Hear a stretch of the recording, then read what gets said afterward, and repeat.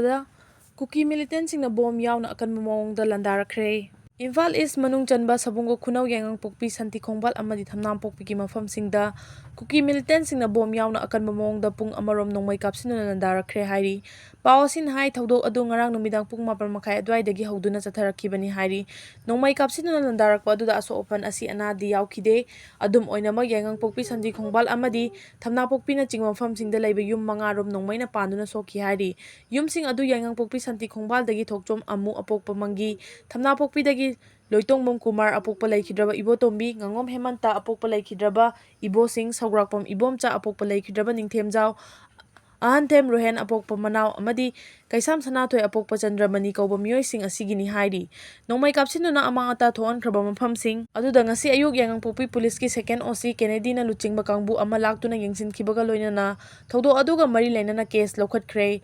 Thodok aduga mari leinana khunja amana phongdorakpada ngarang numidang pung 4 rom taba adwaidagi Kuki Millitantsing landaba horakhibani. Thodok adu thokle tabadagi state force amadi central force sin chansilakki adubu state force ki maikaidagi khut alabasu Central Force ki maikaidagi handuna Nongmei Kapkiba leite haina phongdorakli.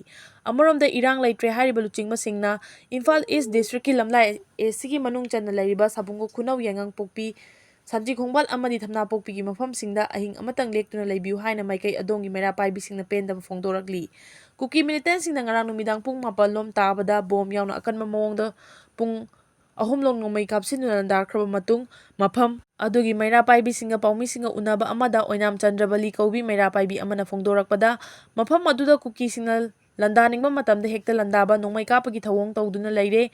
Mafam asida leiriba Central Force singna Kuki Millitantsing Nongmei maru amata kaptuna Casper manungda tongduna leiraga Kuki singna bom yauna Nongmei kaya Kafale Kuki singna bom amasung Nongmei kaya marum kaplabasu Central Force singnadi maru ama phawba kapkhide.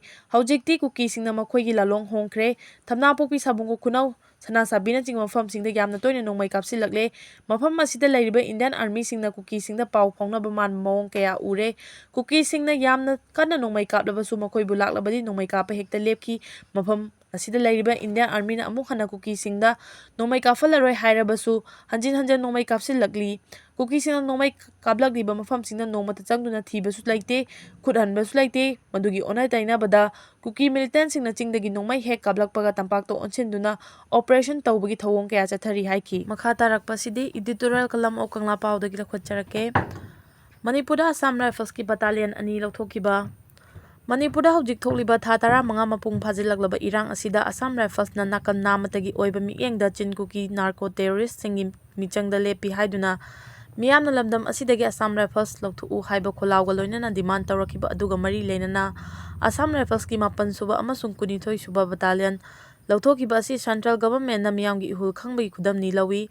Hojik tholiba irang asida Assam Rifles Battalion ani asina Manipurgi apunba saktam thugainaba hotnariba Kuki terrorist singbu ngak senba punna bunker saminaba amadi khul ngliba maitai singna Nongmei Kaptuna landabada nakoinana natraga hakthengna saruk yai haibagi paw laibadagi Union Home Minister gi maikaidagi makhoibu lawthokhibani.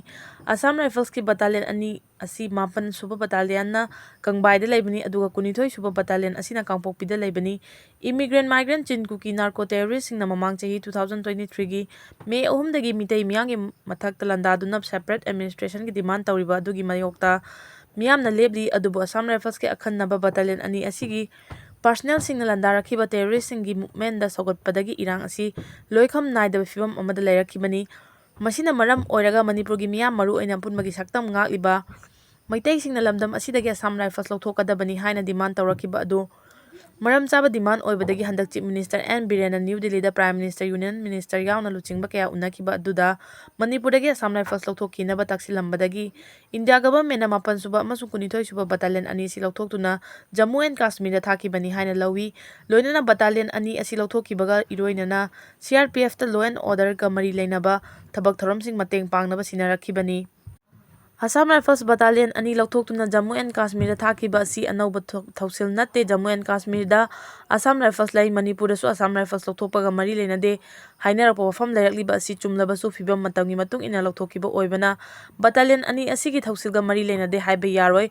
Nakal amaromda na Assam Rifles ki Battalion ani lawthokpa yaroi haina Kuki singi maikaidagi protest rally chatpa amadi separate administration ki demanda saugatpa Kuki MLA tarana India ki Prime Minister da AR-ꯁꯤꯡ ꯂꯧꯊꯣꯛꯄꯤꯗꯅꯕ memorandum ꯄꯤꯈꯤꯕ ꯑꯁꯤꯅ ꯑꯁꯥꯝ ꯔꯥꯏꯐꯜꯁꯅ ꯀꯨꯀꯤ ꯇꯦꯔꯣꯔꯤꯁꯁꯤꯡ ꯁꯧꯒꯠꯂꯤ ꯍꯥꯏꯕꯗꯨ ꯍꯦꯟꯅ ꯃꯌꯦꯛ ꯁꯦꯡꯍꯜꯂꯛꯂꯤ꯫ India government ꯑꯃꯗꯤ state ꯒꯚꯔꯟꯃꯦꯟꯠꯅ ꯏꯔꯥꯡ ꯑꯁꯤꯒ ꯃꯔꯤ ꯂꯩꯅꯅ ꯑꯁꯥꯝ ꯔꯥꯏꯐꯜꯁꯀꯤ ꯕꯠꯇꯥꯂꯤꯌꯟ 2 ꯂꯧꯊꯣꯛꯈꯤꯕꯗ ꯀꯨꯀꯤ MLA 10 ꯑꯃꯗꯤ ꯀꯨꯀꯤꯁꯤꯡꯅ ꯌꯥꯅꯤꯡꯗꯕ ꯐꯣꯡꯗꯣꯛꯂꯤꯕꯁꯤ ꯍꯨꯔꯥꯟꯕꯅ ꯀꯣꯛꯇ ꯅꯥꯄꯤ ꯄꯛꯂꯦ ꯍꯥꯏꯕꯒ ꯄꯥꯡꯈꯛꯅꯤ ꯂꯧꯏ꯫ ꯃꯤꯌꯥꯝꯅ ꯁ꯭ꯇꯦꯠ ꯑꯁꯤꯗꯒꯤ ꯑꯁꯥꯝ ꯔꯥꯏꯐꯜꯁ ꯁ꯭ꯇꯦꯠ ꯑꯁꯤꯗꯒꯤ ꯂꯧꯊꯣꯛꯀꯗꯕꯅꯤ ꯍꯥꯏꯕ ꯗꯤꯃꯥꯟꯒꯤ ꯃꯥꯌꯣꯛꯇ ꯀꯨꯀꯤꯁꯤꯡꯅ ꯑꯁꯥꯝ ꯔꯥꯏꯐꯜꯁ ꯂꯧꯊꯣꯛꯄ ꯌꯥꯔꯣꯏ ꯍꯥꯏꯕ ꯗꯤꯃꯥꯟ ꯑꯅꯤꯒꯤ ꯑꯆꯨꯝꯕ ꯑꯔꯥꯟꯁꯤꯡ ꯑꯗꯨ ꯁꯦꯟꯇ꯭ꯔꯦꯜ ꯒꯚꯔꯟꯃꯦꯟꯠꯅ ꯈꯟ ꯑꯣꯟꯗꯨꯅ ꯌꯦꯡꯂꯕ ꯃꯇꯨꯡ ꯏꯔꯥꯡ ꯑꯁꯤꯒꯤ ꯋꯥꯔꯣꯏꯁꯤꯟ ꯄꯨꯔꯛꯅꯕꯒꯤ ꯈꯣꯡꯊꯥꯡ ꯑꯣꯏꯅ ꯑꯁꯥꯝ ꯔꯥꯏꯐꯜꯁꯀꯤ ꯕꯠꯇꯥꯂꯤꯌꯟ 2 ꯑꯍꯥꯟꯕꯒꯤ ꯑꯣꯏꯅ ꯂꯧꯊꯣꯛꯈꯤꯕꯅꯤ ꯂꯧꯏ꯫ ꯀꯔꯤꯒꯨꯝꯕ ꯂꯦꯝꯍꯧꯔꯤꯕ ꯑꯁꯥꯝ ꯔꯥꯏꯐꯜꯁꯀꯤ ꯕꯠꯇꯥꯂꯤꯌꯟꯁꯤꯡꯒꯤ ꯃꯔꯛꯇꯒꯤ ꯅꯥꯀꯜ ꯅꯥꯝꯃꯇꯒꯤ ꯑꯣꯏꯕ ꯃꯤꯠꯌꯦꯡ ꯆꯠꯊꯔꯛꯄ ꯊꯣꯛꯂꯕꯗꯤ ꯃꯈꯥ ꯇꯥꯅ ꯂꯧꯊꯣꯔꯛꯄ ꯌꯥꯕꯒꯤ ꯊꯥꯖꯕ ꯂꯩ꯫ ꯃꯤꯔꯩꯕꯥꯛ ꯃꯆꯥꯆꯤꯟ ꯀꯨꯀꯤ ꯅꯥꯔꯀꯣ ꯇꯦꯔꯣꯔꯤꯁꯁꯤꯡꯅ ꯂꯩꯕꯥꯛꯀꯤ ꯃꯊꯛꯇ ꯂꯥꯟꯗꯥꯗꯨꯅ